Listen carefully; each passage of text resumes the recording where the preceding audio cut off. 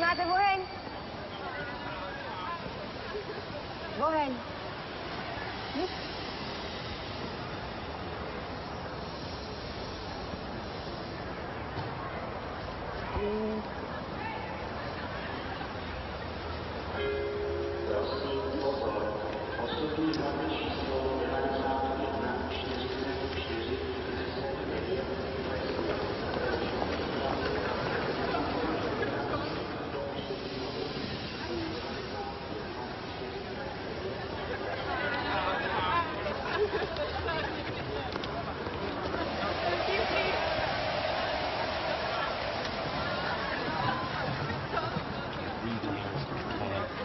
Now I got these college kids like a discotheque.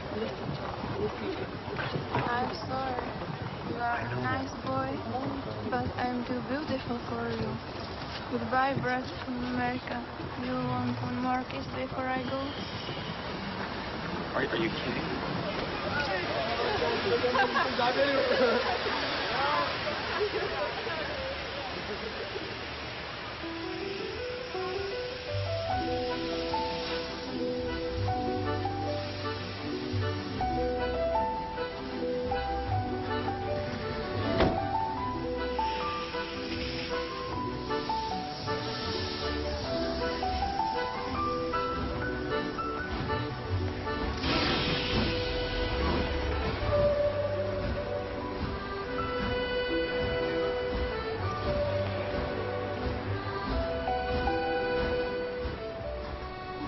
I'm here tonight to tell you about a father who loved his son and a son who loved his dad. The way this story is going to unfold for you, it's a little bit different because I want to bring it to now.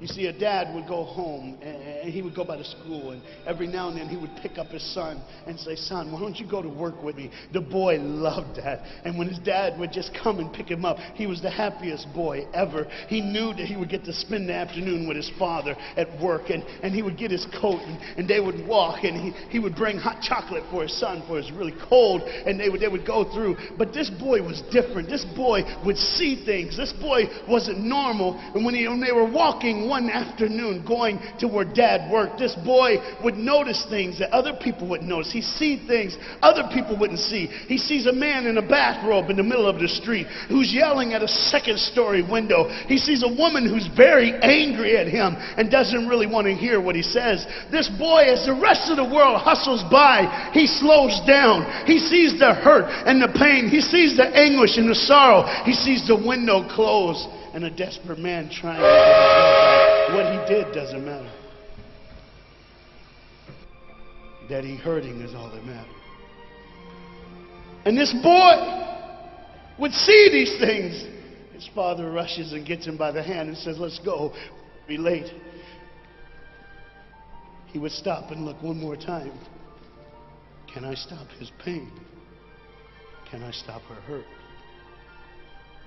But the boy loved his father. They would go and they would catch the trolley. I think that's what you call it here. We call it a tram. Yeah, I don't know the words. But he would get on there with his dad, and the boy would just notice people. He would look. And that day, one particular, he noticed something as he got on the train. To explain something, as you can hear, there's a train coming, and I got to get through this before the train gets here. He saw a man, he saw a woman. He saw that the man seemed very happy and the woman seemed very sad, and he couldn't understand why they could be together and one be happy and the other be sad. He couldn't understand that, but the little boy knew that there was something wrong. He had this feeling, this instinct that was amazing, how he cared for other people, but he loved none other than his father. He knew his daddy loved him, and as he watched the world and their hurt and their pain, he knew that he would always have a father. But even notice this, I need you to understand as you hear this story and get involved in the life of this man and his son,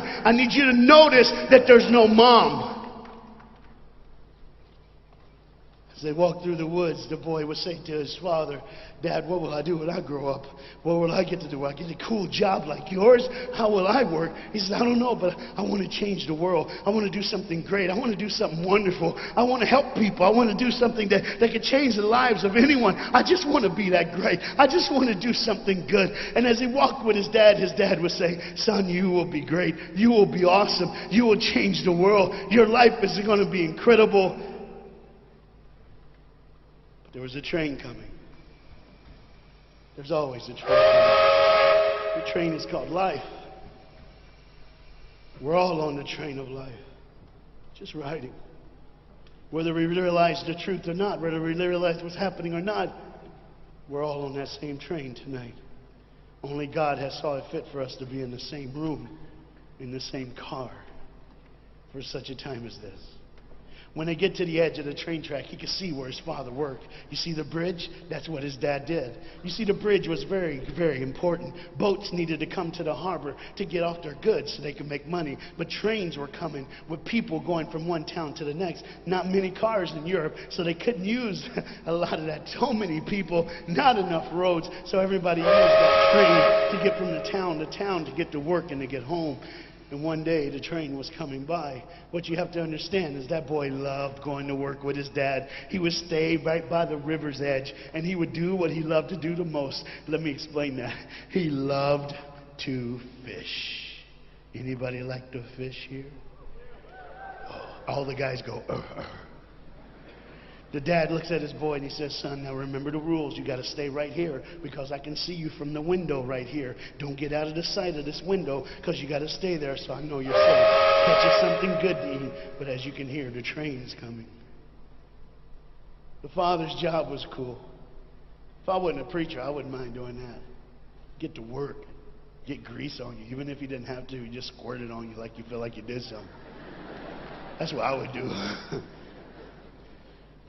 There was a boat coming in the harbor. Timing is very essential. I'll go ahead and give you the key. The key is this. There's always a light. Everybody say light. Say it again. One more time.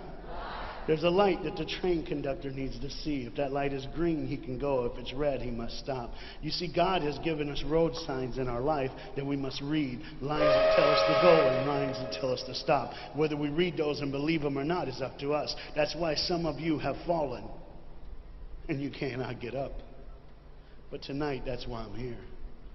The boat needed to come through, so he called, and the man said, okay, I got time. It's a long time before the train should come. So he pulls the lever, as you just saw, and the big, huge stone steel bridge, the gears started turning. They started cranking the steam. All of a sudden, gears are moving, and that big, huge bridge is just starting to go up. As it rises higher and higher, he has to watch and make sure everything's set, everything's good, everything's fine. As he looks out the window, he can see everything, but the dad, being a good dad, keeps one eye on his work, but the other eye on his baby. One eye on the world, but the other eye on his children. You think God doesn't know where you are? He keeps one eye on his world and one eye on his child. No matter what you've done or where you've been, it's one eye on the world, but the other eye's on you. He's watched you and he's kept you. Even though your train is coming down the track, he understands that. And even though sometimes, oh, I'm not going to get ahead of myself.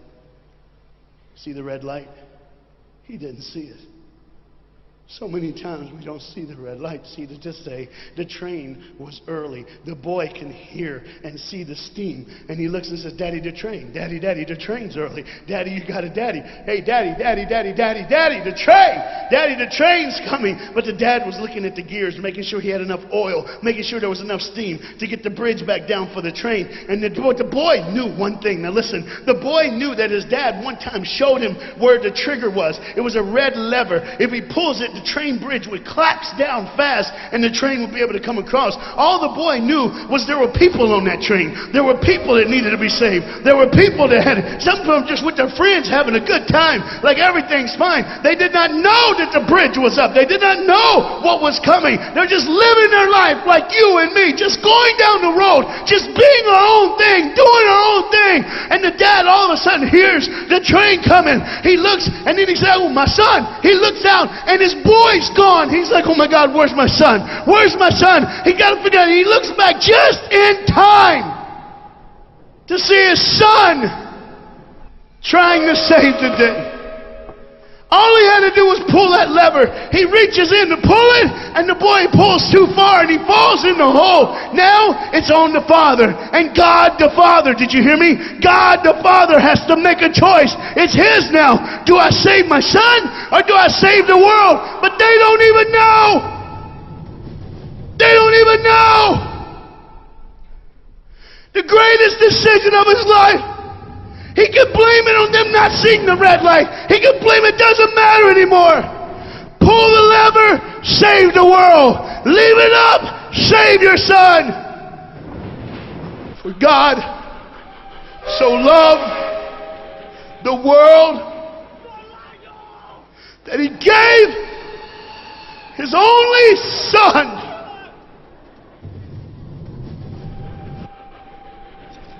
Whosoever believes in him not perish. 3, 2, 1. Okay. And they didn't even know. They never would know. They didn't even know the train goes by. It's fine. Everything's cool. The bridge is down. Just like always. It's always going to be down. Are you hearing me tonight? He gave his only son. For God so loved the world that he gave. And you know what's amazing? I wonder what God did right when his son died on that cross. When he breathed his last breath. When he took that breath and he breathed and it was over. Here's what the Father would have looked like. They didn't even know. Just trying to think of their life. Just trying to figure out what they're going to do next. Just thinking about the person they're going to see. The people they're going to hang out with. Just trying to be, just loving, caring. Doesn't matter if you're blind. Doesn't matter if you're putting on a little more makeup, trying to look pretty for somebody, or just wearing another mask. It doesn't matter. God gave his son for you. What will I do when I grow up? Where will I go when I grow up? Oh, we gotta change. And there was a girl in the bathroom on the train, liquefying her heroin to shoot up one more time. He died for her. He died for her. But in one moment, are you listening? In one moment, as the Bible says, everybody gets a chance. In one moment, to see the look of the Father when he knows when you realize what he did for you, when you realize the sacrifice, when you realize he let his son die so that you can live, when you realize what he did, no matter what you're doing, no matter where you're at in this life, no matter what you're a part of, you gotta stop. You gotta stop. Even if it's for 1 second, and think, my God, he did it for me. He did it for me. And I pray to God you drop what you're doing. Drop what you're doing. With all the pain and the hurt and the sorrow in the world, he did it for you. That's why you're so quiet. You see, the train's coming. The train's coming. Everybody has things. You have ways of I don't want to do that. I don't want to, but why do I keep doing it? Even Paul said, why do I do? My flesh tells me, and I do what I know is wrong, and I don't do what I know is right. You got to understand tonight, the fight is on, and we can win. We become more than conquerors through Jesus Christ. And I'm not preaching just for me. I'm preaching on behalf of you. But what you got to understand is, there had to be a moment in those 3 days when Jesus died on a Friday and rose again on a Sunday. There had to be this moment. Go ahead, look at the screen. When it was just God and his baby and his son.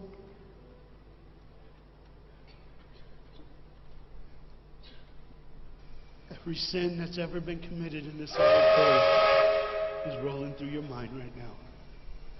I'm here to tell you that as the sun sets in the afternoon, the sun will rise again. And when the sun rises again, you cannot change your past, but you can change your future. You see, it's always a different day. One day someone lives, the next day they die, the next day you wake up and you're still living. You're like, why am I going to live? Why does this have to be my turn? Why can't I? You can just preach. I can't stop, but I need you to see the whole picture here.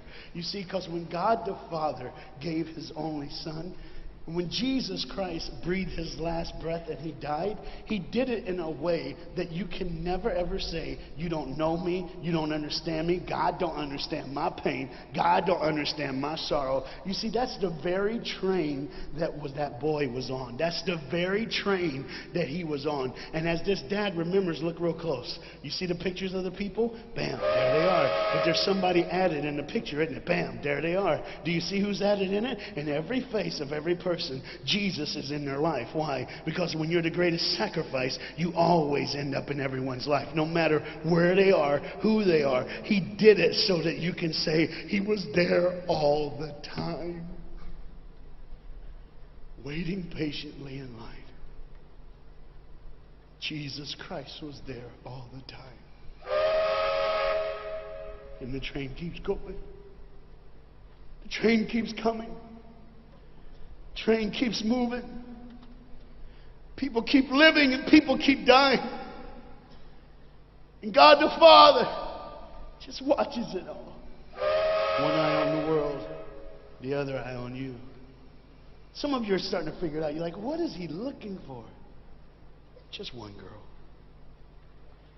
Because see, the whole horrible day, God only had His eyes on one person. And it was just a day on the street corner. When He walked by, He saw a girl with a babe. And she saw Him. Do you get it? Old things are passed away. Behold, all things become new. He did it so that we can live. No matter what the sin, no matter what the pain, no matter what the sorrow, the sacrifice was perfect. It was perfect. And it was for you. And God the Father watches it all unfold. And all He can say